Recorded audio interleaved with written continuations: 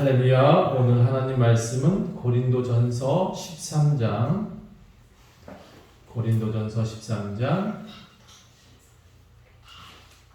1절부터 3절까지 말씀. 고린도전서 13장 1절부터 3절, 신약성경 278페이지. 찾으셨으면 함께 있습니다. 내가 사람의 방언과 천사의 말을 할지라도 사랑이 없으면 소리나는 구리와 울리는 꽹과리가 되고, 내가 예언하는 능력이 있어 모든 비밀과 모든 지식을 알고 또 산을 옮길 만한 모든 믿음이 있을지라도 사랑이 없으면 내가 아무것도 아니요, 내가 내게 있는 모든 것으로 부재하고 또 내 몸을 불사르게 내줄지라도 사랑이 없으면 내게 아무 유익이 없느니라. 아멘.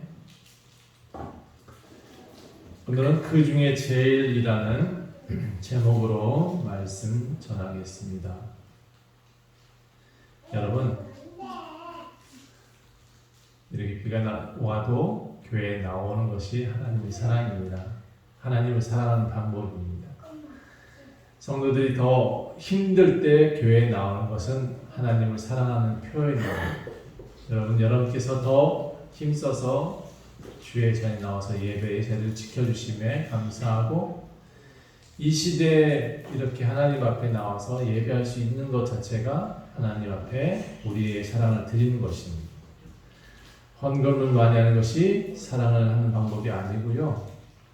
저는 봉사를 많이 하는 것이 하나님 사랑하는 방법이 아니고, 매일같이 성가대를 서서 찬양하는 것이 하나님 사랑하는 방법은 아니라고 생각합니다.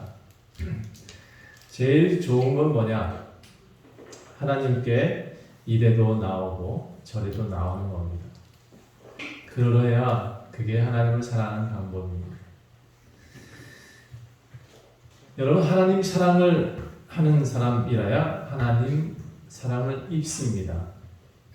이 말은 하나님을 사랑해야 하나님의 은혜를 받게 된다는 말입니다. 따라합시다. 나도 하나님을 사랑하겠습니다. 여러분, 이렇게 할 때, 하나님을 사랑할 때 하나님의 사랑이 우리한테 입어진다라고 표현되어 있고 나타난다라고 되어져 있습니다.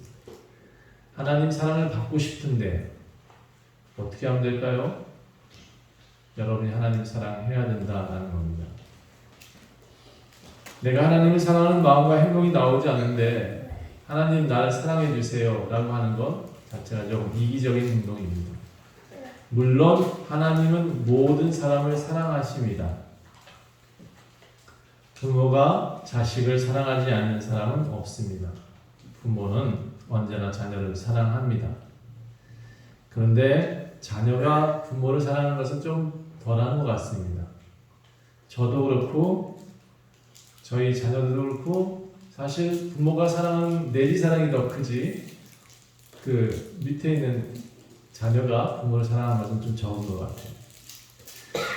자, 그래서 저는 오늘 사랑이 무엇이냐라고 정의한다 그러면, 일단 사랑은 우리부터 시작하는 것이 아니라 하나님으로부터 시작됩니다. 위로부터 내려오는 것이 사랑입니다. 그런데 우리가 그 사랑을 입을 수 있는 방법은 뭐냐? 자녀가 우리 부모 안에 있어야 하듯이 하나님 안에 있을 때 그 사랑을 받게 됩니다. 우리가 하나님 밖을 떠나게 되면 그 사랑을 받을 수가 없습니다.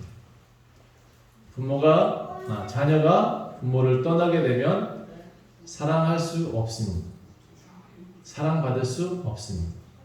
그래서 저는 우리가 사랑을 하자라는 전제보다 하나님이 우리를 사랑하신다라는 것을 먼저 여러분이 알고 계셔야 된다고 생각하고, 우리는 언제든지 하나님 품으로 돌아가면 그는 우리에게 사랑을 주신다라는 것을 꼭 기억해야 된다. 많은 사람들이 교회에 나오는 목적을 사랑받기 위해서이지만 역시 우리도 하나님을 사랑해야 된다. 그 사랑의 표현이 예배다라고 가르쳐드렸습니다. 자, 그런데 이제 조금 다른 사랑을 얘기하겠습니다. 여러분한테 좀 물어볼게요. 제가 50인데 저보다 나이가 더 되신 이들도 있습니다. 저보다 나이가 연배가 아래이신 분도 계십니다. 그런데 묻겠습니다. 사랑이 도대체 뭔가요? 좀 가르쳐줘 봐요. 사랑이 뭐죠? 김찬우님, 사랑이 뭘까요? 아니면 어쩌면 시원이가 더 정확히 알 수도 있어. 사랑이 뭐예요?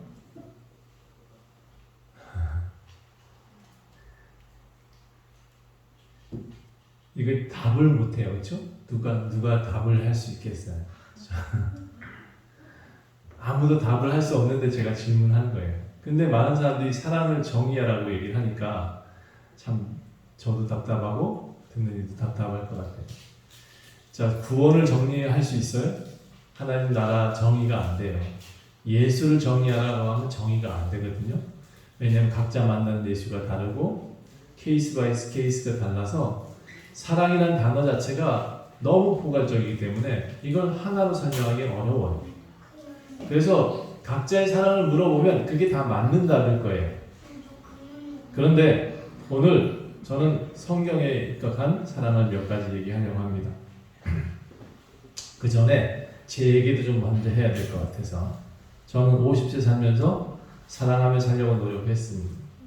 남에게 피해 안 끼치려고 살았고 또 힘들어도 나만 도움 안 받으려고 했고 또 열심히 노력하며 살았습니다. 성도들을 위해서 기도했고 말씀을 준비했고 때로는 봉사를 해도 너무 힘에 겨울 정도로 봉사하고 살았습니다. 내 생각과 내 몸은 아닌데 도저히 못 버티겠는데 나는 사랑하는 사람들의 모임에 참석을 했고 그들을 위해서 내 재능도 사용했고 그들을 위해서 내 일하는 것도 당연하다고 생각했습니다. 그게 사랑이지도 않았습니다. 과거에는 그게 사랑일 거라고 생각했습니다. 그런데 아직까지 저는 사랑을 잘하고 있는지 잘 모르겠어요. 시간 지나면 지날수록 내가 진짜 사랑하고 있는 건지 잘 모르겠어요. 제 아내가 가끔 잔소리를 합니다. 쓸데없는데 힘쓴다. 왜 그렇게 힘을 빼냐고. 제 아내 말을 또 잘 안 듣는데요, 제가. 좀 고집이 좀 세 보이잖아요, 그렇죠? 그런데 이렇게 무엇을 하더라도 내 마음대로 한다. 이게 이기적인 생각이라고 얘기를 해요. 그리고 되게 사랑은 아니다라고 표현하시더라고요. 그래서 제가 좀 들을 때마다 좀 억울했어요. 아니, 나는 그래도 우리 아내를 사랑한다고 표현을 하려고 노력하고 사는데 또는 사람들을 이렇게 사랑한다고 표현하고 살려고 그러는데 내 사랑에 대한 표현이 잘 전달이 안 돼. 완전히 나 혼자 이기적인 사랑을 하고 있는 것 같아. 나만의 사랑을 하고 있는 거야. 그래서 제가 어느 날 아내의 말을 듣다 보니까 그게 맞더라고요. 자기 말을 안 들어주는 것은 사랑이 아니라는 거예요. 그래서 제가 듣기 시작하려고 노력을 많이 해요. 바꾸려고 노력을 했어요. 무슨 일 있으면 곧바로 이야기하고 또 생각이 달라도 그렇다고 얘기해주고 또 긍정적인 말로 이어나가려고 노력을 하고 그렇게 하니까 싸울 일은 줄었는데 내 생각은 좀 줄더라고요. 내가 생각하고 있는 거하고는 좀 다른데 그래도 아내의 말을 따라가야 된다. 자, 그런데 그렇게 지나고 보니까 그것 진짜 사랑이더라고요. 내 것을 주장하지 않는 것이 사랑이다라는 것을 알게 됐어요. 시간이 지나고 나니까. 그래서 내 생각을 말하기보다 상대방의 생각을 들어주는 것이 사랑이더라고요.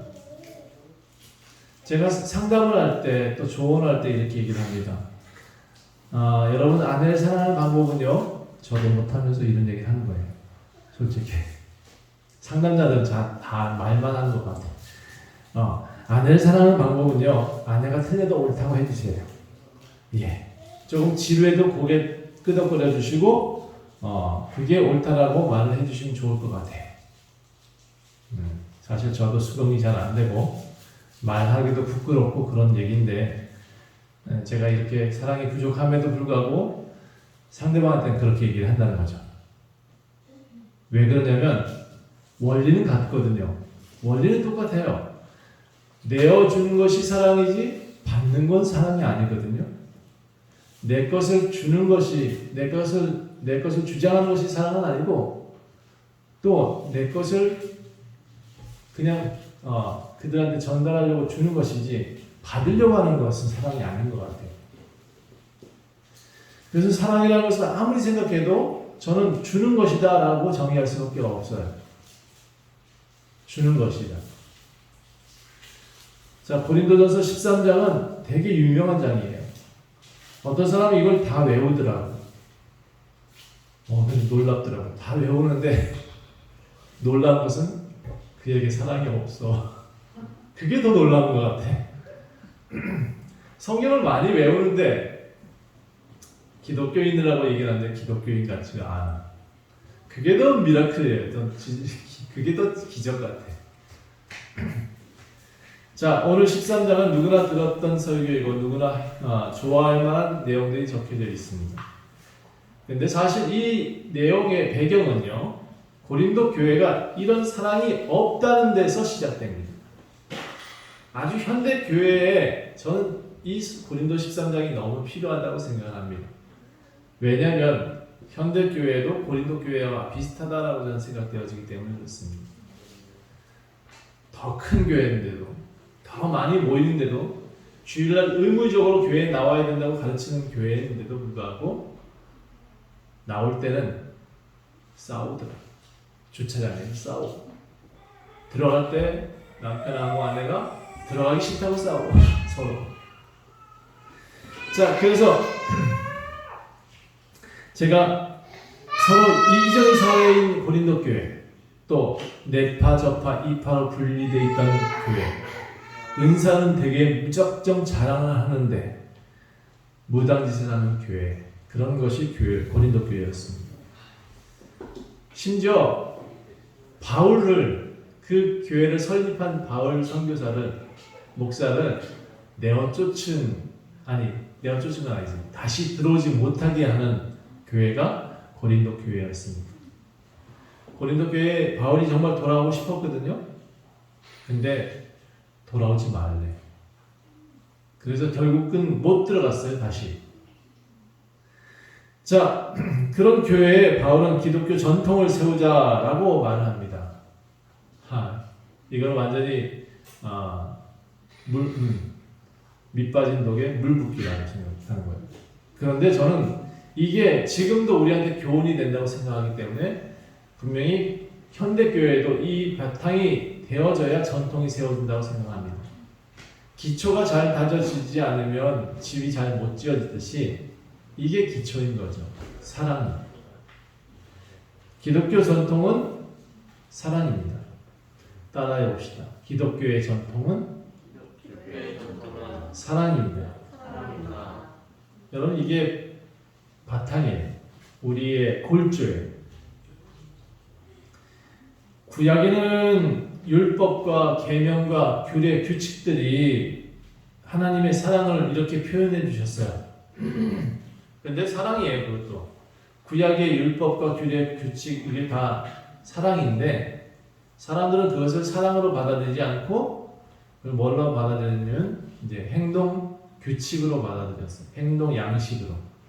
그랬더니 배운 사람이 배우지 못한 사람을 부리는 도구가 되어버렸다는 거죠.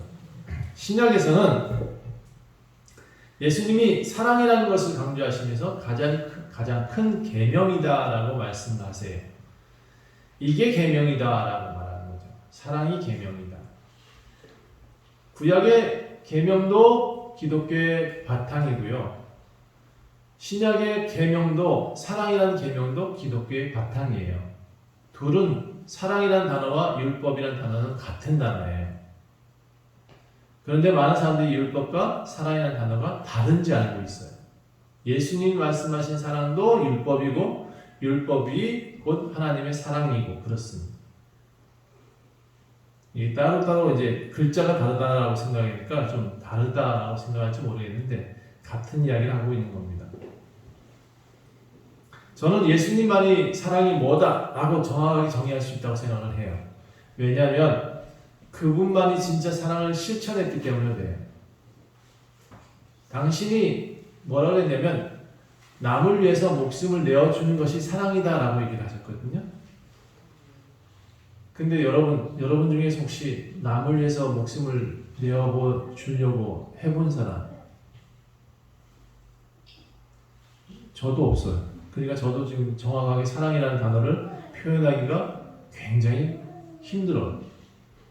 이거를 누군 쉽게 설명하는데 저는 설명하기가 참 쉽지가 않네요. 왜냐하면 내가 남을 위해서 죽어본 적이 없어서 설명하기가 참 어려워요. 그러니까 예수님만이 사랑을 정확하게 설명할 수가 있어요. 13장 1절을 보면 고린도전서 13장 1절 오늘 본문을 보면 고린도 교회의 문제와 함께 사랑이 무엇인지를 좀 기록하고 있어요. 결론부터 말하면 모든 것이 다 있어도 사랑이 없으면 아무것도 아니다. 그리고 모든 것이 다 있다 할지라도 이 사랑만 있으면, 모든 것이 다 없다 할지라도 사랑만 있으면 그 교회는 완성된 교회다라는 겁니다. 방언을 하고 여기 고린도 교회에 이런 게 있어요. 방언을 해요. 또 천사 같은 목소리를 내는 사람도 있어요. 그런데 사랑이 없으니까 뭐라고 되어 있냐면 울리는 꽹과리 소리다 라고 말을 해요. 예언도 해요. 비밀도 말을 해. 뛰어난 사람이 많아요. 제가 예언을 하면 이 교회가 꽉꽉 찰 텐데. 그쵸? 제가 막 놀라운 비밀들을 막 말하면 교회에 미어질 텐데. 근데 제가 놀라운 예언을 하나 할게요. 사랑하지 않는 사람은 절대로 하나님의 사랑을 입을 수가 없어요. 역시 사람들은 이상해. 이 놀라운 예언을 못 믿어. 사랑할 수 없으면, 하나님을 사랑하지 않으면 하나님 사랑을 입지 못해. 이게 예언이고 이게 비밀인데 사람들은 이상하게 생각해요. 자, 제가 비밀 하나 얘기할까요? 내년에도 비가 올 거예요. 내년에도 해가 뜰 거예요. 이 놀라운 비밀을 비밀로 여기지 않는 거죠. 여러분, 만약에 여러분 내년에 천국 갈 수 있어요. 이 땅에 살지 않고 천국 갈 수 있어요. 라고 말을 했다고 칩시다. 이제 시한부가 됐네? 그게 비밀로 여긴다는 거죠.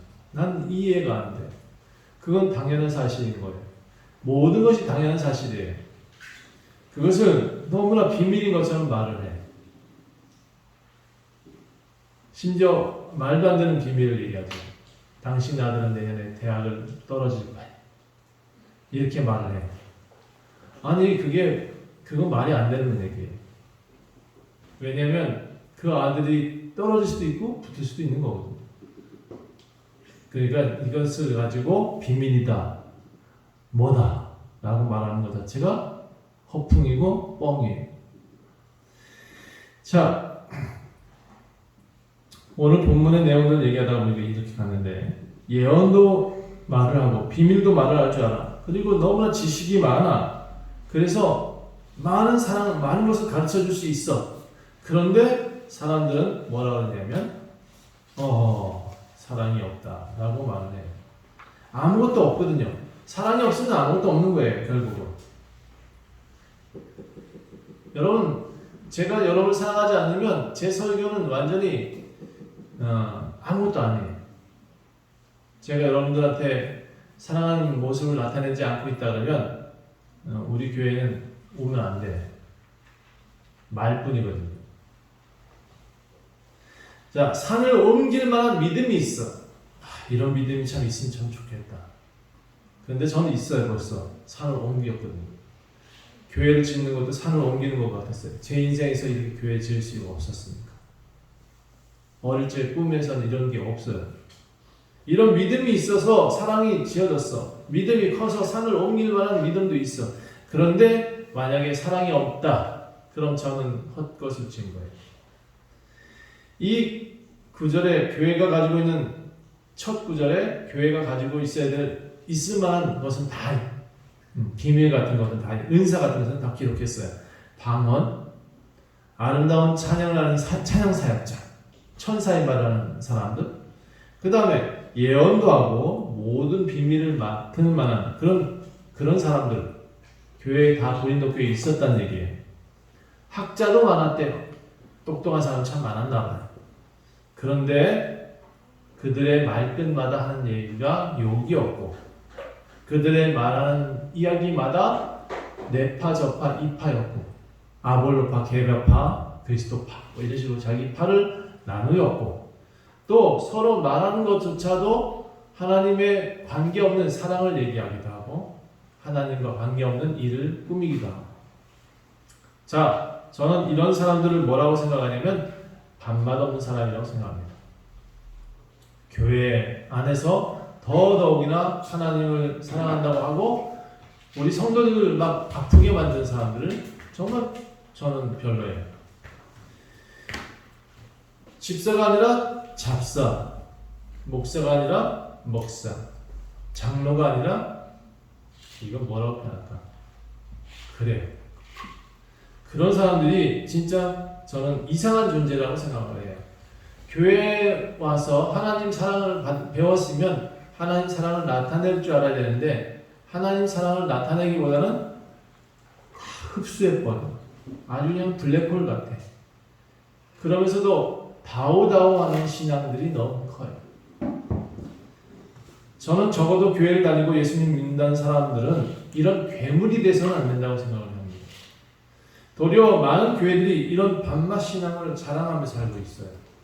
나는 어떤 교회 다니고, 나는 얼마나 큰 집에 살고, 나는 어떤 차를 몰고, 나는 어떤 곳에서 이런 위치에 있고, 다 소용없어요. 사랑이 없으면.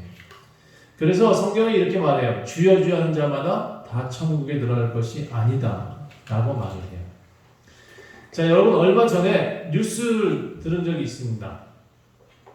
택시 운전수가 손님이 방귀를 꼈대. 그런데 운전수가 창문을 열어주고 자 이렇게 그냥 허허 웃으면 될 텐데 이 양반이 운전하다 말고 그 사람한테 막 혼을 냈대요. 그래서 손님이 기분 나빠서 내리겠다 그랬는데 내렸어. 그랬더니 대뜸 손님하고 실경에 일어났나 봐요. 그러더니 택시 운전수가 칼로 확 사람을 찔렀어. 조금만 깊이 들어갔으면 그 사람이 죽었다 그래요. 근데 다행히 심장 위에도 찔렸더라고. 그래서 중상해를 입은 적이 있다고 해요. 그 사람은 나중에 뭐라 하냐면 난 우발적인 범행이었다 라고 말을 해요. 그런데 저는 그 사건 보면서 이런 생각이 있어요. 야, 이건 평소에 그 사람의 소행이다 라고 말이죠. 평소에 삶이 사랑이 많은 사람이면 그와 같이 끔찍한 짓을 할 수가 없어요. 평소에 헌신적이었던 사람이라면 그런 상황에서 그냥 웃으며 넘겼을 거예요. 여러분, 사람은 평소에 삶을 통해서 훈련되어집니다. 그리고 위기 시에 진가가 나타나는 거예요. 매일 욕하는 사람은 우리가 아이들한테 욕하지 말라 그러잖아요. 왜 그러냐면 그 욕은 도리어 화가 될 수 있기 때문에 그래요. 매일 욕해보세요. 어느 날 그 욕이 되어 돌아옵니다. 매일 반복되는 저주가 사람을 죽이는 데는 가장 효과적인 방법이에요. 그러니 욕된 자가 욕을 낳고 영의 사람은 영을 낳고 사랑이 있는 사람은 사랑을 낳게 되어 있어요. 얼마 전에 또 외제차 탄 어떤 여인이 아파트 주차장에 좋은 외제차를 세워뒀던 모양이에요. 그런데 잘 세워놓은 게 아니라 엉터리 주차를 해놓은 것 같아요. 그래서 차 좀 빼주세요 전화를 드렸더니 대뜸 한다는 것이 너는 무슨 차 타냐 이렇게 묻더래요.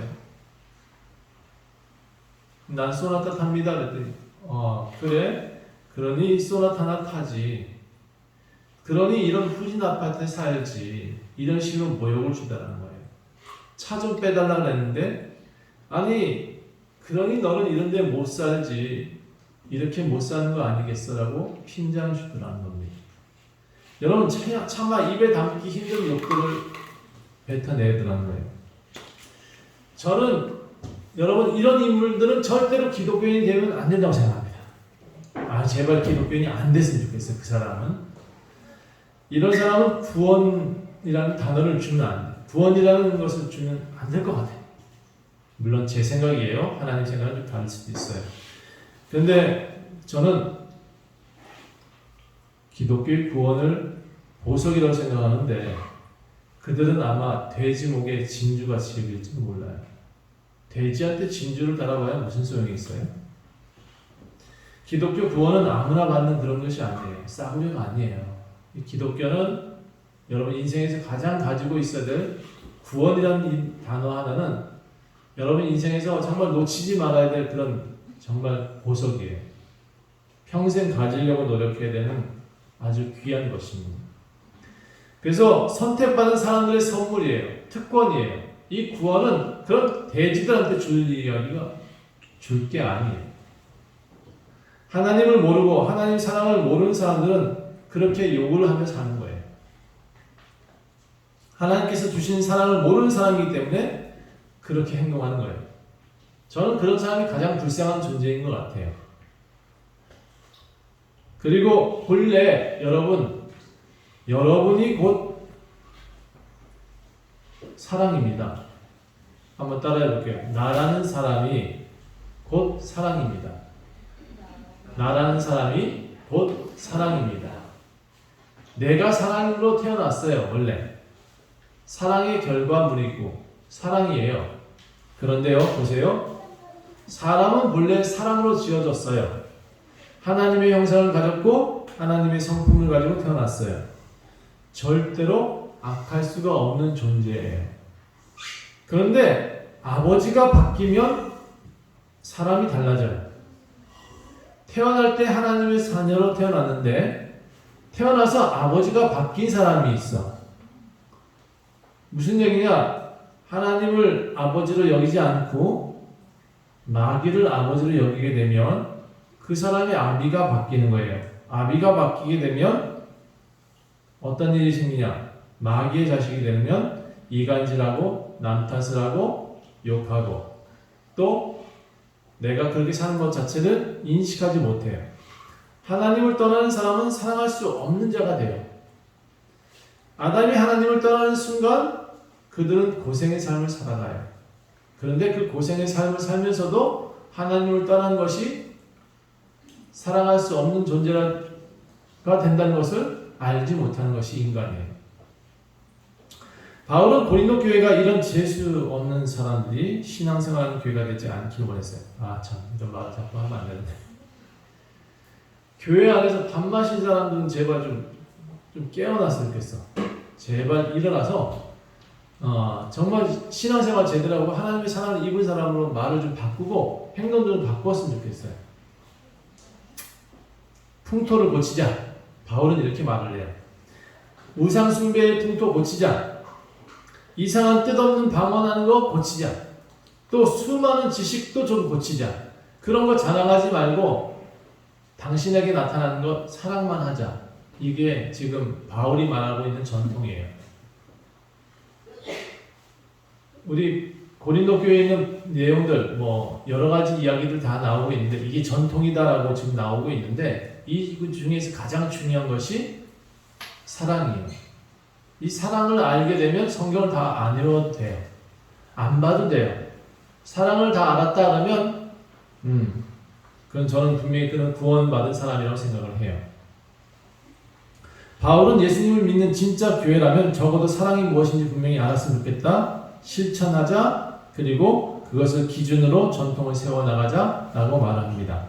예수님은 선한 사마리아의 비유를 통해서 쓰러져 있는 사람을 구해준 이방인을 보고 말합니다. 이방인 그 사람 사마리아인은 구해준 이방인. 그 사람이 이단 우리가 표현하자면 이단이에요. 예, 그런 사람인데 그 사람이 사람을 구해주더라는 거죠. 집에 데려다가 씻기고 약 바르고 그리고 그 사람이 열심히 돌아와서까지 다시 그 사람을 돌봐주라고 표현하는 것. 그게 사랑이라고 표현하고 있습니다. 자, 이 말은 다시 현대인의 장로님이 아픈 사람을 쓰러져 있는 사람을 보고도 지나쳤다. 목사님이 교통사고 나는 사람을 보고도 그냥 지나쳤다. 그러면 그 사람 목사 자격이 없어요. 저희가 보기. 산을 옮길 만한 믿음이 있다고요? 예, 거짓말일 수 있어요. 그런 사소한 것에 우리가 사람을 일으켜주지 않는다? 그 사람은 죄가 있는 사람이지 사랑인 사람이 아닐 거예요. 여러분, 길을 걷다가 쓰러져 있는 사람 보면 그냥 넘어가면 안 돼요. 우리는 먼저 그들을 보호하고 그 사람이 더 다치지 않도록 도와주고 그 사람에게 적어도 119 신고해주고 그리고 그들을 붙들어주고 그게 사랑입니다. 예수님은 예수 안에 사랑하는 것 자체도 사랑이라고 표현하고 있습니다. 아버지께서 나를 사랑하신 것 같이 나도 너희를 사랑하였으니 나의 사랑 안에 거하라.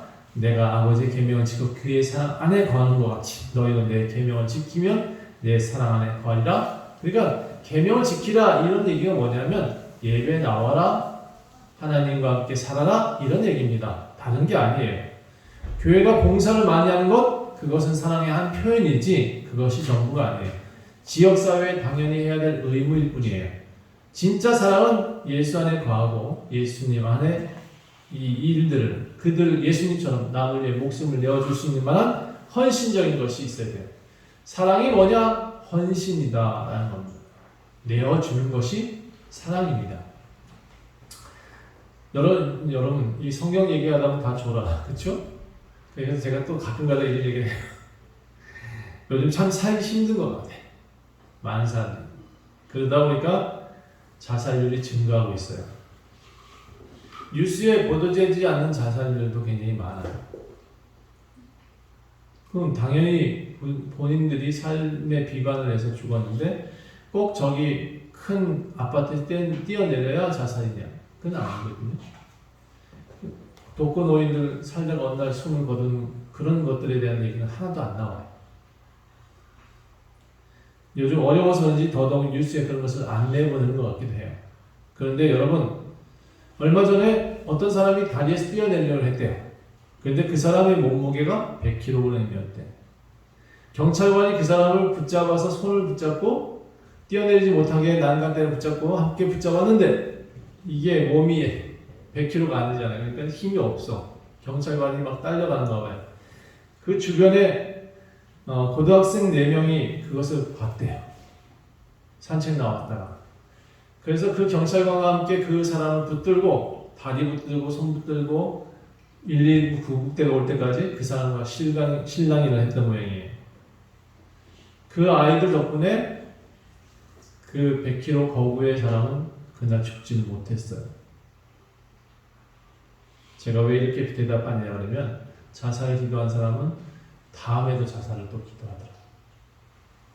그래서 저는 이게 우리 한국의 시스템을 좀 바꿨으면 좋겠어요. 옛날엔 교회가 그들을 안아줄 수 있는 시스템에 자꾸 초대를 했는데 이게 무너져 가는 거예요. 교회가 그런 기능을 해야 돼. 이웃의 문제 다뤄주고 함께 만나주고 그렇게 해야 되는 거예요. 자, 그래서 평소에 사랑하는 사람들 이런 교회가 사랑하는 시스템이 만들어질 때 그런 자살률도 줄어가요. 저는 많은 사람들이 이거 어떻게 줄일까 막 노력을 많이 한다는데 교회가 바로 서면 사람들이 살아요. 교회가 바로 서지 않으면 사람들이 자꾸 죽어요. 다른 거 없어요. 돈이 없어서 죽는 게 아니야. 돈이 많다고 잘 사는 것도 아니에요. 시스템이 잘 돼 있으면 살아요. 그 시스템이 뭐냐? 교회가 잘 운영되어지고 지역사회를 위해서 잘 돌봐줄 수 있는 시스템이 되면 지역 사람들이 많이 죽지 않아요. 자살률이 증가할 수 없습니다. 자, 바울은 이제 샘플적인 사랑을 이렇게 표현하고 있습니다. 4절부터 볼까요? 사랑은 오래 참고 사랑은 온유하며 시기하지 아니하며 사랑은 자랑하지 아니하며 교만하지 아니하며 무례히 행하지 아니하며 자기 유익을 구하지 아니하며 성내지 아니하며 악한 것을 생각하지 아니하며 불의를 기뻐하지 아니하며 진리와 함께 기뻐하고 모든 것을 참으며 모든 것을 믿으며 모든 것을 바라며 모든 것을 견디느니라. 이게 사랑이다 라고 정의하면 저는 못 지켜요. 저는 못 지키겠어요. 나 승질 낼 때 있거든. 화낼 때 있습니다. 자, 저는 온유하다 많이 얘기 들었어요. 근데 시기가 나기도 해요. 그러니까 이걸 못 지키겠어요. 이것을 다 지키는 것이 사랑이다라고 말하면 저는 힘들어요. 그래서 저는 여러분한테 간단히 설명할게요. 예수 안에 사랑하는 것이 사랑이에요. 예수가 있으면 사랑이고 예수가 없으면 사랑할 수 없는 존재가 돼요. 하나님 안에 있으면 부모, 자식 간의 사랑이 그냥 사랑이듯이 하나님 안에 있으면 사랑하는 거고 하나님 밖에 있으면 사랑하지 않는 거예요. 아니, 그럴 수밖에 없어요. 아버지가 바뀌면 사랑할 수가 없어요. 그래서 여러분 사랑이 중요하긴 한데 이 사랑의 항목을 가지고 사랑이라고 말하면 안 된다. 고린도전서 13장을 가지고 사랑이라고 말하면 안 된다. 저는 그렇게 생각합니다. 이렇게 말하면 또 목사님 성경 무용론 전혀 필요 없다고 말하는 것 같아요. 얘기하는데 성경은 필요해요. 우리한테 기준을 주니까. 그런데 이 기준이 나에게 모두 다 적용되는 사랑의 결과다라고 하면 저는 사랑을 못 지킨다고 표현할 수밖에 없어요. 그래서 이건 기준일 뿐이에요. 이 기준을 이제 고린도 교회에서는 전통으로 지켜나가자라고 하는 항목 정리지. 이건 이제 십계명과 비슷한 거지 이것을 다 지키라고 주시는 것은 아니에요. 이것을 가지고 사랑을 해야 정말 온전하다라고 표현한 거예요. 8절부터 이렇게 말하죠. 사랑은 언제까지나 떨어지지 아니할 것이다. 예언도 패하고 방언도 없어질 것이고 지식도 없어질 것이다. 그러나 그런 모든 것은 부분적인 것이지 그 부분적으로 예언하는 것일 뿐이지 온전한 것이 오게 되면 이 온전한 것이 뭐냐? 사랑이 오게 되면 이런 거 다 필요 없다라고 말하고 있는 겁니다. 그래서 여러분 어릴 때라고 하면서 이 어릴 때라는 얘기가 나오는 이유가 위의 내용들은 우리가 어릴 때 자랄 때 아이들한테 가르치는 규칙이 필요하잖아요. 그 규칙이다라고 표현하는 거예요. 11절 볼게요. 내가 어렸을 때는 말하는 것이 어린아이 같고 깨닫는 것이 어린아이와 같고 생각하는 것이 어린아이와 같다가 장성한 사람이 되어서 이건 사랑할 줄 아는 사람이 되어서는 어린아이 같은 일들을 다 버린다. 예언도 버리고 방언도 버릴 것이다. 지식도 버린다는 겁니다. 여러분 사랑하는 사람이 예언할 필요 없습니다. 사랑이 예언이고요. 사랑할 줄 아는 사람은 방언할 필요 이렇게 말하면 큰일 난다. 방언을 안 해도 됩니다. 사랑은 하니까. 예언할 필요 없습니다. 사랑하면 그게 예언입니다. 제가 나가서 사랑하는 사람들의 모습을 보여주면 저는 좋은 교회를 하고 있는 겁니다.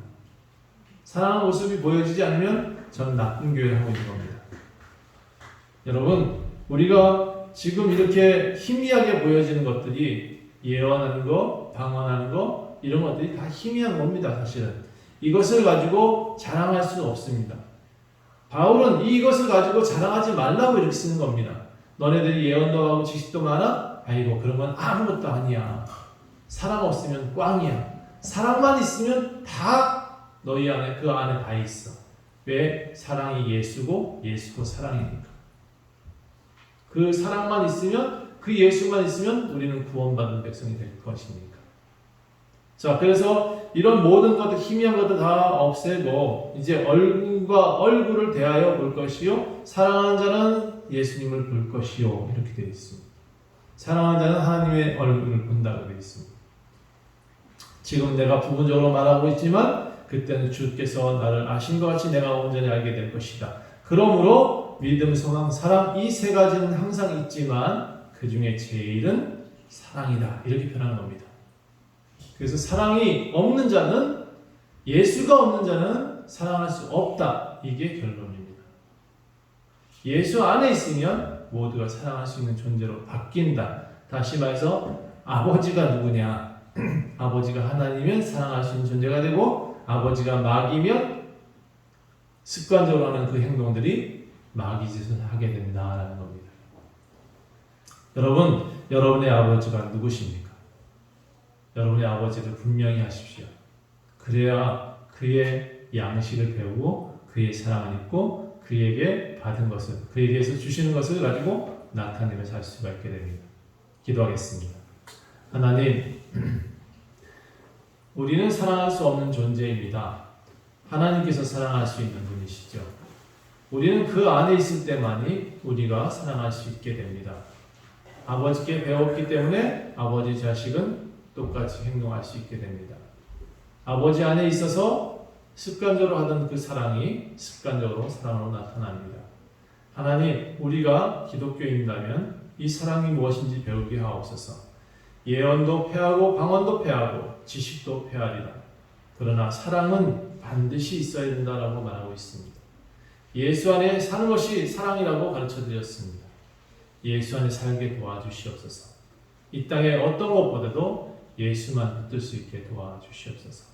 감사드리며 예수 그리스도의 이름으로 간절히 기도합니다.